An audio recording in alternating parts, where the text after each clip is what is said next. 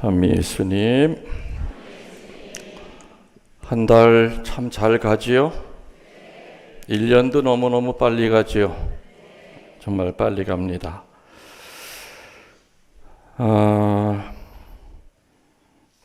저의 사제의 그 삶은 늘 변함이 없습니다. 하루하루 열심히 살려고 애쓰고 살아가고 있고, 특별히 이제 본당 신부 이제 마지막으로 하고 이제 은퇴를 해야 될 이 은퇴 성당에 와서는 지난 2년 동안 뒤돌아볼 때 제일 정말 힘을 많이 들여서 준비한 게 있다면은 매일매일의 아마 강론 준비가 그렇지 않았을까. 어떤 열심히 2년 동안, 물론 그날 미사 온 서운동 신자들만을 향하는 강론은 아니지요.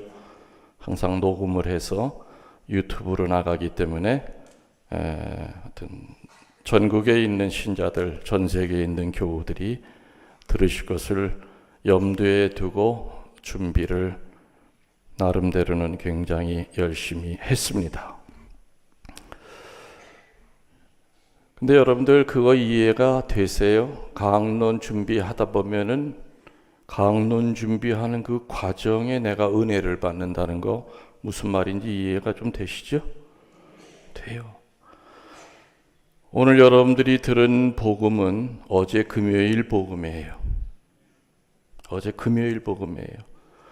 이 미사는 신신미사이기 때문에 복음 독서는 그거는 그때그때마다 바뀔 수가 있어요. 그래서 오늘은 내가 일부러 어제 금요일 독서랑 복음을 다시 하자 이렇게 얘기를 드렸죠. 아마 그런 이유는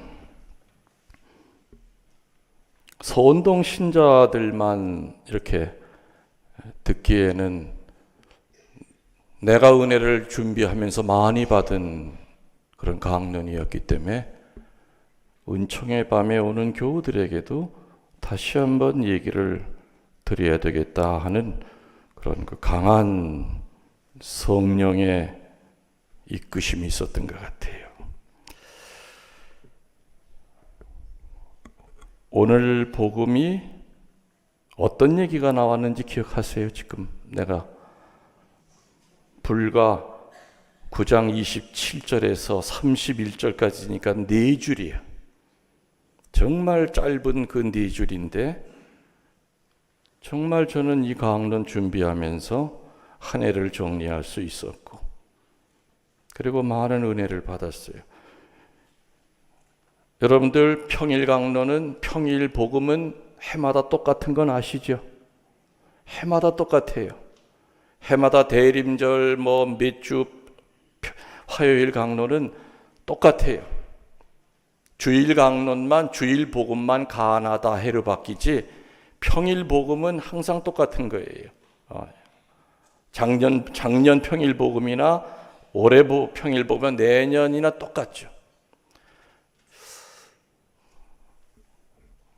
작년에도 같은 마태복음 9장 27절에서 31절 그때 준비했던 강론 원고가 있어요. 근데 그때 원고는 딱 한 페이지였어요.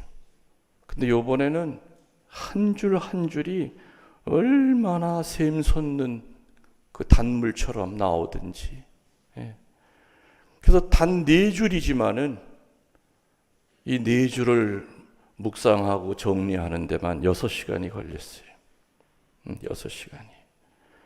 6시간 걸려서 묵상한 것을 그냥 금요일 날 딱 평일 미사에 어제 정확히 39분 20초 강론했거든요.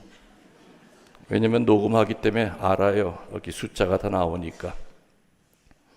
좀 아깝다. 수녀님 오늘 복음 내일 다시 준비하세요 하고 내가 수녀님한테 얘기를 드렸죠. 오늘 4줄인데 이 4줄 가운데는 줄줄이마다 정말 기가 막힌 하느님의 말씀이 거기 숨어 있었죠. 작년에는 내가 못 봤던 다이아몬드를 올해는 내가 캤어요. 아마 내년에 또 다른 또 보물을 또 캘 수도 있겠죠. 학자가 얘기하는 그 지식, 그거는 그냥 들으면 그뿐이고 외우면 그뿐이지만 하느님의 말씀은 볼 때마다 새로운 게 드러나요. 어느 신부님의 강론도 마찬가지겠죠. 내가 아이 때문에 고민할 때 그 신부님 강론 들으면 거기에 초점이 맞춰서 뭐가 하나 나와요. 내 아픈 몸 때문에 힘들어할 때 그 신부님의 강론을 들으면 지난번에 안 들렸던 게 그 귀에 꽂힌단 말이에요. 자기가 처한 상황에 따라서. 매일매일 사제들은 신자들이 쉽게 볼 수 있게끔 말씀 속에 묻혀있는 보물을 캐내는 일을 하는 것이 바로 사제들의 직무라고 저는 생각을 합니다. 그래서 이유식으로 만들어서 쉽게 먹게끔 도와주는 것이 바로 목자들의 중요한 의무라고 저는 생각을 해요. 강론을 준비하면서도 사제인 제가 은혜를 많이 받을 때가 있어요. 그러한 복음 중에 하나가 바로 어저께 복음, 오늘 다시 또 읽은 소경의 치유 서화예요. 오늘 복음에 보면은 소경 둘이 예수님의 뒤를 따라가는 얘기로 시작이 되지요. 자, 여러분들 너무나 뻔한 얘기를 묻는 것 같지만 청각장애자, 시각장애자, 그리고 말벙어리 이러한 핸디캡을 갖고 있는 분들 가운데 어느 분이 더 불편할까요? 물어보나 마나죠? 다 불편해요. 다 불편해요. 에? 다 상황에 따라서 다 불편해요. 비교가 안 되는 질문이에요. 맞죠? 답이 없는 질문이에요. 앞이 안 보이는 분이랑 말 못하는 분이랑 귀가 안 들리는 분이랑 어느 분이 더 불편할까요? 하고 묻는 것 자체가 웃기는 질문이고 또 거기에 대해서 아는 척 대답하는 것도 웃기는 대답이고 비교가 안 되죠. 그런데 상황에 따라서는 어느 쪽이 더 불편할 수 있고 어느 쪽이 덜 불편할 수 있어요. 오늘 복음에 나오는 것처럼 예수님을 쫓아 길을 나서는 데는 어느 쪽이 제일 불편해요? 그렇지. 앞이 안 보이는 분은 불편한 거예요.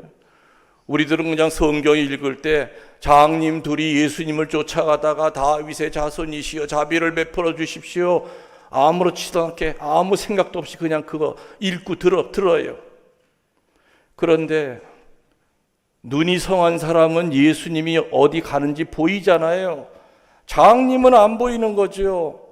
앞이 안 보이는 맹인이 그 사람들 틈에 섞여가지고 이리 밀리고 저리 밀리고 저리 밀치고 이리 밀치고 그 가운데 예수님을 쫓아간다는 것이 그게 얼마나 힘든 일이었는가 상상할 수가 없어요.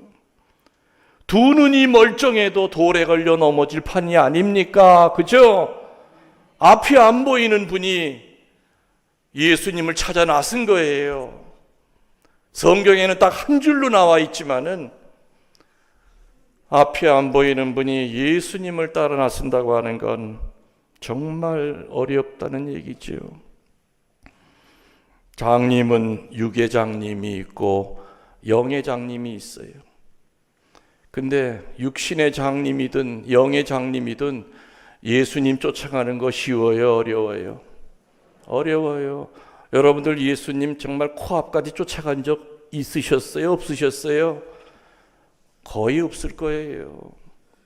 멀리서 그냥 어렴풋이 누가 전해주는 얘기 요 동네에 그냥 사신대요.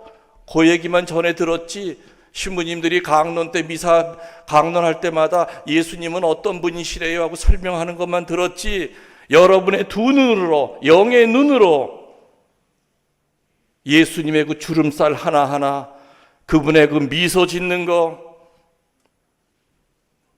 그림으로 그린 거랑, 그림으로 그려진 거랑 다른 거죠. 우리들도 영의 장님입니다.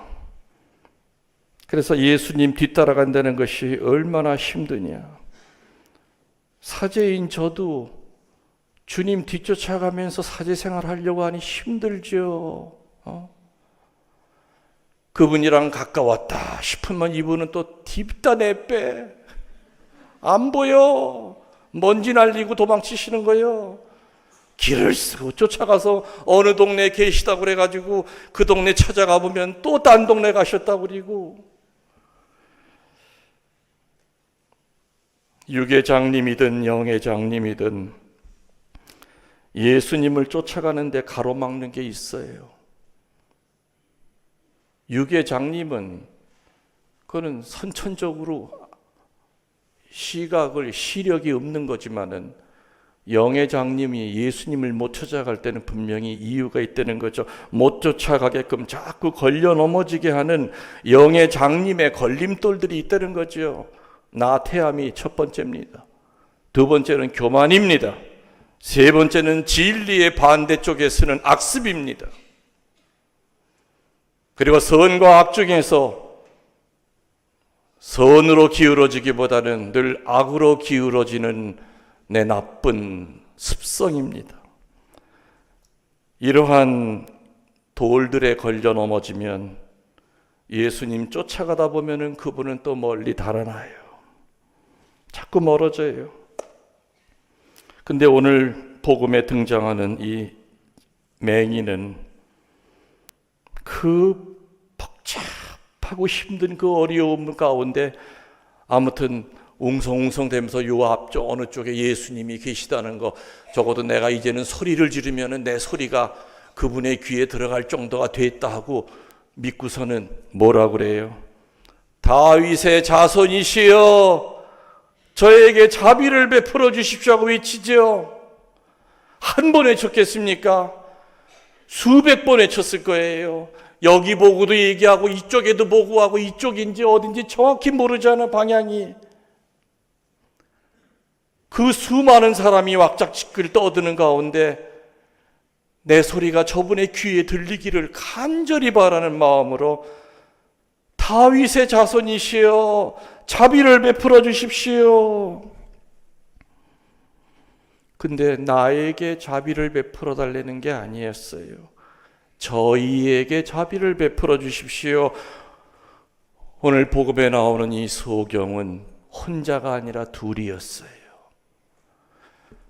사람은 자기 발등에 불이 떨어지면 다른 사람의 발등에 불 떨어진 거 안 보여요. 그런데 이 소경은 다윗의 자손이시여 제 눈만 고쳐주십시오가 아니라 저희에게 자비를 베풀어 달라고 그래요. 이웃을 향하는 기도를 하죠. 감격스러운 기도를 합니다. 내 발등에 떨어진 불만이 아니라 다른 사람의 발등에 떨어진 불까지도 주님 치유시켜 주십시오. 그 와중에 나만 살려달라는 것이 아니라 다른 사람도 같이 살려달라고 하는 이웃을 향해서 나가는 성숙한 기도를 이 맹인 둘은 합니다.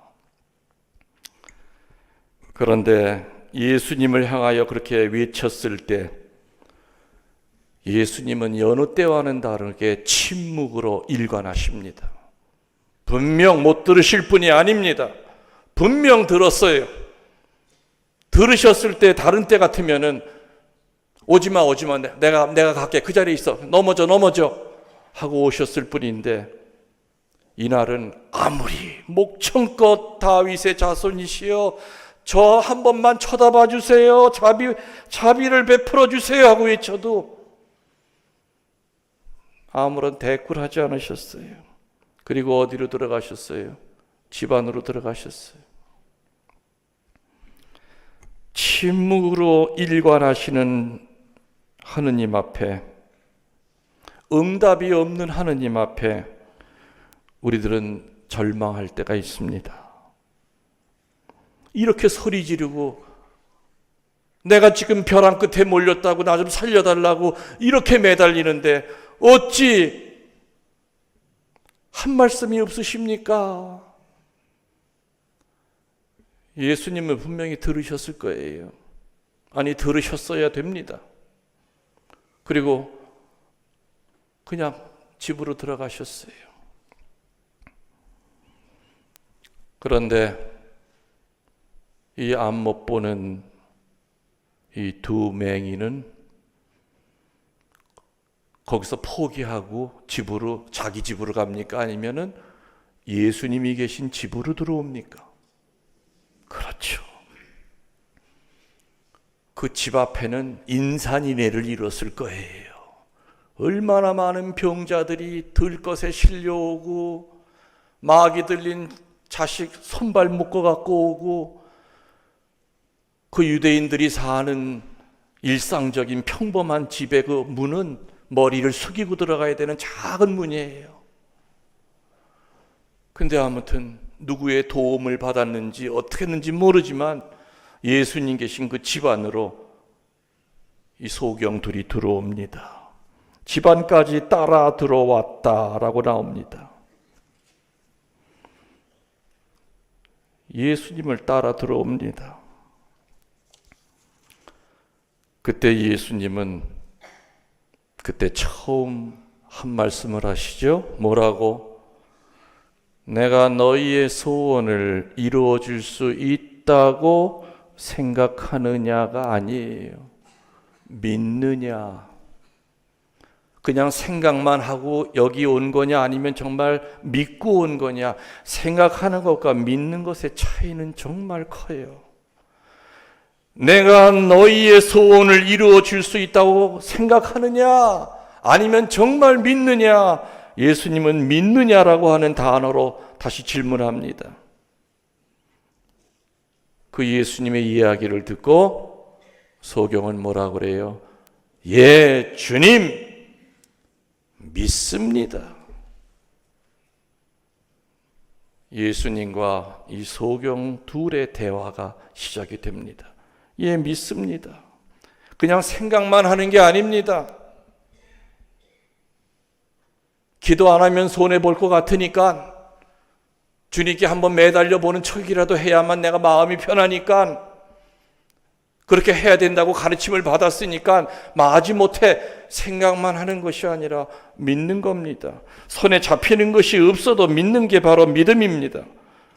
눈에 아무것도 보이지 않아도 바로 내 앞에 주님 계시다고 확신하고 믿는 게, 생각하는 것이 아니라 믿는 게, 그게 바로 신앙입니다. 믿을 만한 구석이 단 1%도 없다 하더라도 믿는 것이 바로 신앙입니다.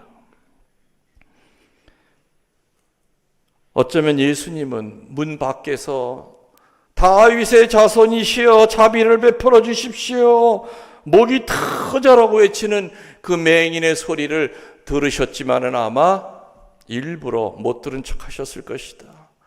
너의 믿음이 어디까지인가를 보시려고. 그랬더니 세상에 집 안에까지 쫓아 들어오는 거예요. 누구의 도움을 받는 것도 중요한 얘기죠. 아무튼 들어왔습니다. 그래서 예수님은 내가 너희의 소원을 이루어 줄 수 있다고 믿느냐? 그 말에 뭐라고 대답했다고요? 예, 믿습니다, 주님. 그 말을 들으시고 원래 예수님의 모습대로 다른 환자들에게 하시던 대로 그때는 자리에서 일어나셔서 눈이 먼 그 소경한테로 예수님이 다가가시죠. 다가가신 다음에 어떻게 하셨어요? 귀싸대기를 한 대 때렸어요? 어떻게 하셨어요? 손으로 눈을 만졌죠. 터치 테라피. 눈을 만지셨어요. 터치요법. 예수님의 따뜻한 따뜻한 손이 그 눈먼 소경에 그 위에 이렇게 닿았을 때 얼마나 기가 막혔을까요? 그 따뜻한 손이 예수님의 그 손이 소경의 눈 위에 닿습니다. 사랑이 전달이 됩니다. 치유가 전달이 됩니다. 치유가 전달이 됩니다. 터치하시면서 뭐라고 그러셨다고요? 믿는 대로 될 것이다. 믿는 대로 될 것이다. 저는 본당 사목을 하면서 아무튼 열심히 한 것 중에 하나가 신자들 손잡는 거예요. 열심히 손잡아요. 그리고 또 예수님이 또 얼마나 이 터치 테라피, 허그 테라피 이렇게 안아주시고 전달이 되죠. 그래서 나도 예수님 닮아서 허그를 좀 해야 되겠다 해가지고 오래전에 어느 본당에서 허그하려고 끌어안으려고 하니까 다 징그럽다고 다 도망.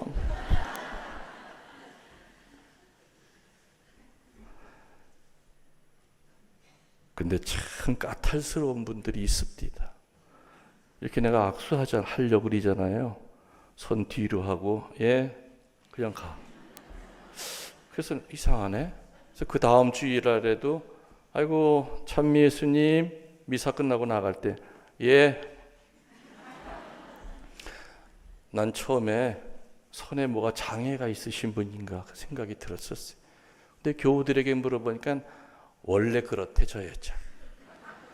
저 자매는 어디 밥 먹으러 가서도 자기 앉을 자리 알코올 솜으로 싹싹 닦고 좀 결벽증이 있죠. 그래서 내가 그 다음부터는 그 자매한테 손 안 내밀어요. 아무튼 오늘 예수님은 눈에다 손을 대시면서 믿는 대로 될 것이다 했더니 눈이 띄었습니까? 안 띄었습니까?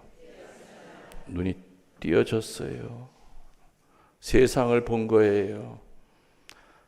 우리 옆에 앞에 앉아있는 요셉, 데레사 대답 좀 해봐요. 저 부부 앞이 안 보이는 분인데 오늘 복음처럼 내가 가서 눈만 이렇게 대가지고 눈이 팍 띄어져 가질 수 있다면 얼마나 내가 아주 그냥 그 집에 가서 살면서 내가 눈 만져주고 살 텐데 그냥.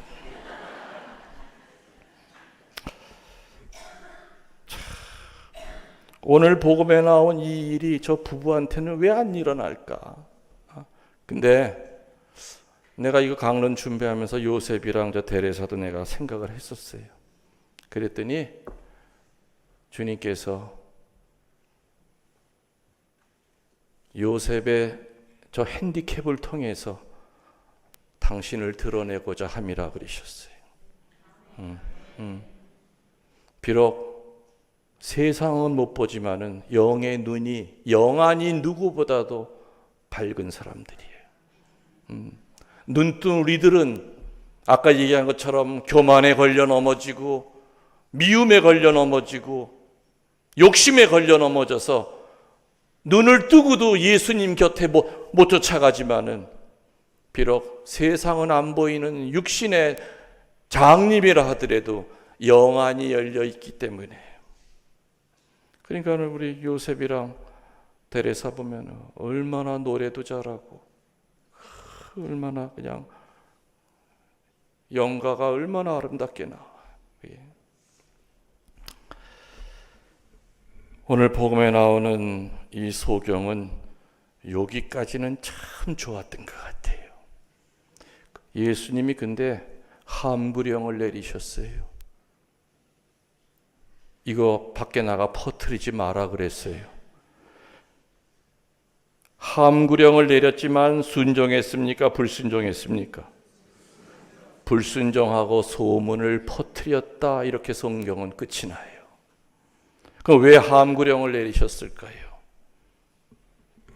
예수님이 왜 치유시키시고 난 다음에 왜 함구령을 내리셨겠냐 이거예요. 저도 피정하고 난 다음에 집으로 돌아가는 교우들에게 마지막 강복을 주면서 함구령을 내려요.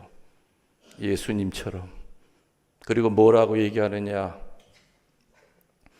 여러분들도 지금 김웅렬 신부 불러서 이렇게 피정 준비하느라고 몇 달 전부터 준비했겠지만 이 동네 마귀들도 몇 달 전부터 비상대책회의에 마귀 때려잡는 신부가 온다니 마귀 때려잡는 방법을 분명히 여기 교우들이 배울 터인데 피정 끝나고 나오는 그 인간들 수단 방법 가리지 말고 유혹해가지고 피정 때 받은 은혜 시궁창 속에 집어넣어라. 그래서 내가 그래요. 여러분들 지금 너무너무 행복하시죠? 여러분, 예, 행복해요. 피정 끝나고 나니 얼마나 좋고 행복해. 천국 같죠? 조심하세요. 지금부터 일주일 동안 입에다 자꾸 채우세요. 마귀는 여러분들이 은총받는 꼴을 못 봅니다. 어떤 방법을 써서라도 그 은총을 깨트려 버린다. 이 성당 정문 앞에 마귀들이 수도 없이 모여 있을 겁니다. 그러니 집에 가서 함구하십시오. 누가 시비 걸더라도 무조건 잘못했다고 하십시오. 그리고 일주일 동안 내가 숙제 내드릴 테니 집에서 1장부터 끝까지 읽으십시오. 가슴에 와닿는 것이 있으면 줄을 긋고 노트에다가 써 옮기십시오.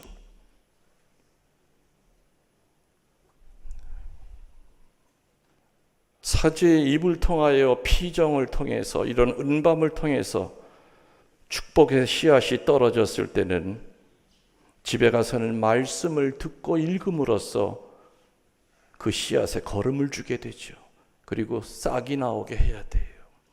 예수님께서 항상 기적을 일으키시고 난 다음에 입 다물어라 했지만은 거의 가다 나가서 떠들었다. 그렇게 나오죠, 성경에. 아무튼 함구령을 내리신 이유는 반드시 마귀의 공격이 있기 때문에 침묵해라. 그리고 말씀을 가까이 해야 된다. 근데 이 눈뜬 장님 둘은 왜 함구하지 못했을까요? 왜 순종하지 못하고 왜 소문을 퍼뜨리고 다녔을까요? 오늘 성경에 보면은요, 눈이 뜨고 난 다음에 어느 곳에서도 감사합니다 하는 말이 없어요. 치유받은 자의 입에서 나와야 되는 말은 찬미와 감사예요. 예수님은 딱 보니까 이 인간들 나 찾아오기까지는 정말 아름다웠는데 눈을 뜨게 해주고 난 다음에는 앞에 있는 예수님은 쳐다보지도 않아. 어이구 보이네. 밖에 뛰쳐나갈 생각만 해. 찬미와 감사를 하지 않은 사람은 예수님의 그 말씀에 순명할 수가 없죠. 여러분들 너무 잘 아시는 거 있죠? 나병 환자 10명이 예수님께 찾아왔는데 고쳐주시지는 않고 사제들에게 가서 몸을 보여라 하고 보냈죠. 10명의 나병 환자들이 죽을 각오하고 돌에 맞아 죽을 각오하고 사제가 있는 사제관을 향하여 가는 도중에 10명이 치유가 됐다고 나옵니다. 맞죠? 그 10명은 9명은 유대인이고 1명은 사마리아 사람이었죠. 근데 10명이 분명히 다 치유가 됐는데 그날 즉시 바로 예수님 앞에 한 걸음으로 달려와서 예수님 앞에 무릎 꿇고 엎드려서 감사를 드린 사람은 10명 가운데 몇 명이었습니까? 그것도 사마리아 사람이었어요. 그래서 예수님 그러셨죠. 이거 이상하다. 내가 고쳐준 인간은 분명히 10명인데 9은 어디 갔느냐?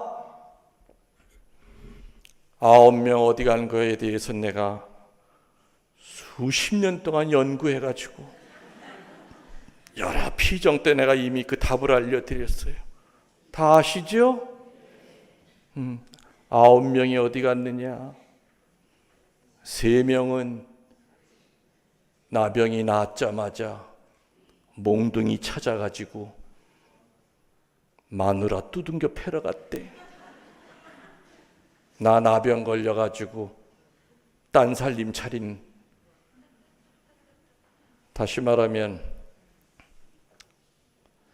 치유가 되면은 분노의 마귀가 즉시 달라붙습니다. 사람이 아플 때는요, 누구 미워하는 사람도 생각도 안 나요. 내 몸이 지금 죽게 되는데 미워하는 사람이 앞에서 약을 올려도 안 미워져요. 근데 다시 건강을 찾으면 옛날에 나한테 상처 줬던 그 인간이 다시 살아난단 말이에요. 다시 복수하고 싶단 말이에요. 그랬던 3명은 평소에 자기 깔봤던, 문둥이라고 놀렸던 마누라를 비롯해서 자기 갖다 버린 자식 새끼서부터 해가지고 복수하려고 몽둥이 찾아가지고 갔다 그랬어요. 요거 알아내는 데만 내가 12년 걸렸어요. 그리고 이제 9명 가운데 3사람은 행방을 아셨죠? 또 3사람은 나병이 낫자마자 어디 갔느냐? 술집으로 달려갔다고 그랬죠? 병이 걸렸을 때는 술이 받질 않아요. 입만 대도 토해버려요. 그러나 다시 육신이 건강해지니까 다시 술 생각이 나는 거야. 오늘 그냥 술독에 빠지지 않으면서 셋이서 그냥 술집으로 달려갔어요. 마지막 3명 남았죠. 요 마지막 3명의 행방을 알아내는데 내가 정말 힘들었어. 근데 마지막 3명은 어디 갔느냐? 창녀집으로 달려갔대요. 몸이 아플 때는 여자를 가까이 할 수가 없었어. 됐다, 이제 건강 찾았다. 오늘 밤새 즐겨보자. 창녀집으로 달려갔대. 그 9명이 제일 먼저 나병이 낫고 난 다음에 해야 될 일은 뭐예요? 그렇죠. 예수님 앞에 한 걸음으로 쫓아와서 10명이 겸손하게 똑같이 엎드려서 주님, 저희들이 무엇이길래 저희들을 이렇게 낫게 해주셨습니까? 하면서 감사와 찬미를 해야 돼. 근데 사마리아 사람 하나만이 감사 찬미 드렸잖아요. 두 소경의 눈이 떠지는 순간 예수님은 과연 이 둘이 어떤 반응을 보일까를 아마 이렇게 눈여겨보셨을 거예요. 근데 성경 어디에도 감사의 감자가 안 나오죠? 주님 찬미합니다. 찬자도 찾아볼 수가 없어. 그저 눈 떴다는 것 때문에 좋아서 그냥 난리 법석을 떠들지. 그 눈 뜨게 해준 분이 앞에 있는데 눈이 멀었을 때는 그토록 그 주님의 얼굴 보고 싶어 했던 그 인간들이 눈이 떠지고 나니까 감사하기는커녕 다 때가 돼서 눈 떠진 줄 알고 지가 능력이 있어서 눈 뜬 줄 알고. 그래서 예수님이 함구령 내린 이유가 그거예요. 니들 이 상태로 지금 밖에 나가면 뭐의 밥이 된다고요? 마귀 새끼 밥이 될 걸 알았기 때문에 입 다물어. 나한테 찬미 안 드려도 돼. 내가 니네 둘 어떻게 고쳐놨는데 다시 마귀 밥 되면 안 되지 않니? 나가서 제발 입 다물어. 찬미와 감사를 안 한 사람들한테 함구령은 이렇게 들어왔다 이렇게 나가는 아무 힘이 없는 소리였을 겁니다. 예수님이 함구령을 내릴 때는 항상 오늘처럼 치유되고 난 다음에 찬미와 감사와 더 나아가서는 봉사까지 이어져야 되는데 찬미 찬자도 찾아보기 힘들고 감사 감자도 어디 가도 찾아보기 힘들었죠. 열병이 걸린 베드로의 장모는 예수님이 손을 잡자마자 열이 떨어졌죠. 그리고 그 즉시 일어나서 뭐 했다고요? 한약방에 보약 지어 먹으러 갔어요? 즉시 일어나 시중 들었다. 예수님을. 치유받은 자는 감사와 찬미의 마음을 가지고 봉사해야 돼요. 그렇지 않을 때는 그 치유는, 그리고 그 기적은 사탄의 도구가 될 수밖에 없지요. 그래서 늘 예수님은 함구해라. 저도 피정 끝날 때마다 제 이제 마지막 부탁입니다. 이 성당 밖에 많은 마귀들이 여러분들 유혹하려고 지금 오늘 받은 은혜 시궁창에 떨어뜨리려고 좋은 마음으로 아파트 문 열고 들어갔을 때 남편이 시비 걸지도 모릅니다. 같이 싸우지 마십시오. 이 인간아, 내가 놀다 온 줄 알아. 너 잘 되라고 내가 지금 피정하고 왔잖아.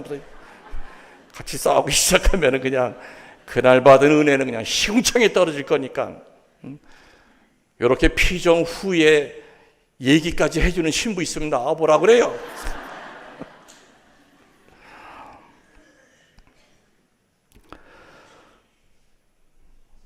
오늘 소경이 예수님을 찾아 나서는 그 과정, 그 기가 막힌 여정, 영의 눈이 먼 우리들도 예수님 찾아 나서기 쉽지 않을 겁니다. 그리고 예수님은 소리만 지른다고 아는 척하지 않으셨죠? 직접 사람 비집고 예수님 앞까지 집에까지 들어온 거예요.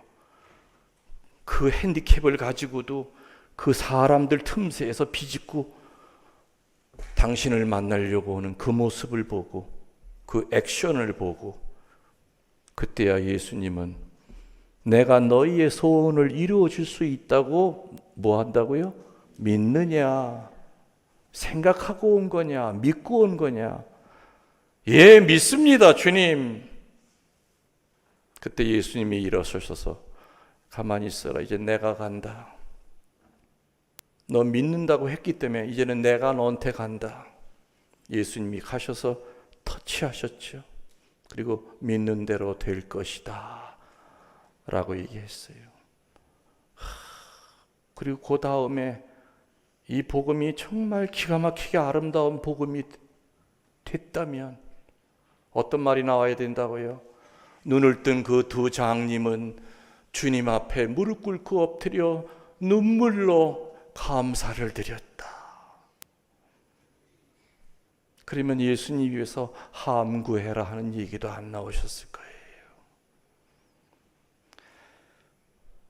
매달 첫 토요일 날 은밤에 와서 저렇게 지금 양쪽에서 고백성사 보면서 지금 저 안에서도 치유가 일어나고 있지요. 신부님들 둘이서 몇 시간씩을 저렇게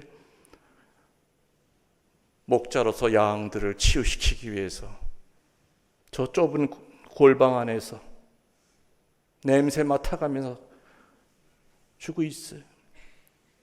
그리고 이 미사 중에 수많은 성인 성녀들이 한 마음으로 여기 불러주신 하느님의 역사에 감사하면서 한 사람 한 사람에게 그 필요한 은혜, 이 사람에게는 어떤 게 필요하고 어떤 게 필요하고 이 자리에 참석하지 않았어도 가정에 어떤 문제가 있고 이 성인 성녀들이 얼마나 전심전력으로 예수님께 전거하셨겠습니까? 그리고 예수님이 성체의 모습으로 이제 우리 안에 들어오십니다. 손을 대드리는 것만이 아니라 우리 입안에 들어오십니다. 맞죠? 그 냄새나는 입안에 그분이 들어오십니다. 썩은 이가 있는 그 입안에 들어오십니다. 고춧가루 껴있는 그 입안에 들어오십니다. 그런 거 상관하지 않으시고 내가 너를 살릴 수만 있다면 내가 너의 이빨에 씹히는 한이 있어도 네가 나를 영하고 치유만 될 수 있다면, 지난 한 해 동안 주님께서는 그런 마음으로 마리아야, 내가 너의 소원을 이루어 줄 수 있다고 믿느냐 하고 우리 각자에게 물으셨습니다. 예, 주님 믿습니다. 그리고 치유시켜 주십니다. 그리고 치유된 자의 가장 중요한 첫 번째 자세가 뭐라고요? 감사와 찬미, 그리고 나아가서 봉사입니다. 봉사입니다. 그래야 우리는 마귀의 습격을, 마습을 안 당합니다. 예수님은 늘 그것이 불안했죠. 오늘 이 사람들에게 함구령을 하신 이유는 눈 뜨고 난 다음에 어디를 찾아봐도 주님 앞에 무릎 꿇고 감사드렸다는 말이 단 글자 하나도 안 보입니다. 바로 우리들의 모습일 수도 있다는 거, 현재 나의 모습일 수도 있다는 거. 그래서 오늘 이 은밤에 뭐 주십시오, 뭐 주십시오 달라는 기도는 나중에 하세요. 감사 기도부터 먼저 하세요. 주님, 저를 여기에 불러주셔서 감사드립니다. 은밤 때 저를 이쪽으로 불러들이시려고 얼마나 많은 애를 쓰셨는지 저는 그것도 모르고 내가 내 발로 걸어온 줄로 늘 착각하고 살았습니다. 주님, 감사와 찬미 받으십시오. 오늘 그런 은밤으로 올해의 마지막 은밤을 잘 정리하도록 합시다. 아멘.